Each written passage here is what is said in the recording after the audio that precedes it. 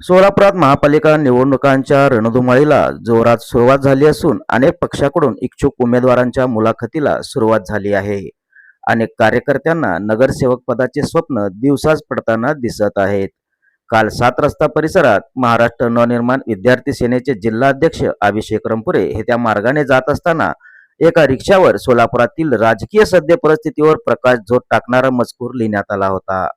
पगार बायकोचा, पुढारी गल्लीचा या मजकुराला साजेसे अनेक कार्यकर्ते सोलापुरातील अनेक पक्षात असून बायकोच्या पगारीवर 4 कार्यकर्त्यांची जमवाजमव करून चहा, मावा आणि 60 रुपयाची बिर्याणी खाऊ घातली की नेत्याचा विजय असो अशी घोषणा दिली की नेता खुश.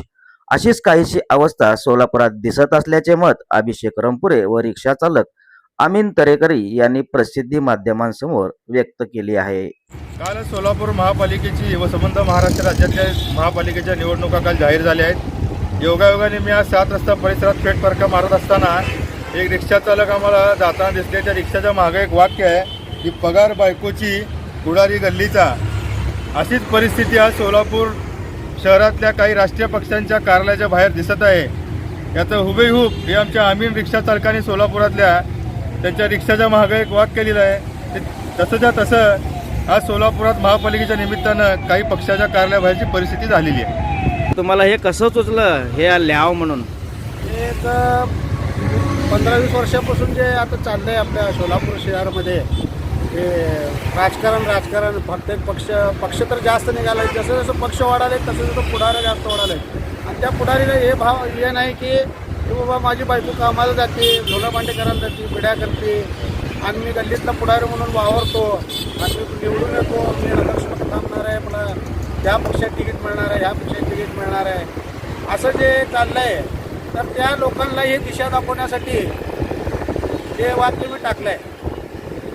महानगरपालिकेच्या निवडणुका ज्या आहेत लागलेल्या, सगळीकडे उमेदवारी अर्ज घ्यायची गडबड लागलेली आहे. कसं बघता तुम्ही? ह्या लोकांमध्ये त्या संज्ञेचे लोक आहेत असं वाटतं तुम्हाला? निवडून येण्यासाठी 7,000 ते 7,500 मतं लागतात प्रभागातून एक नगरसेवक निवडून येण्यासाठी.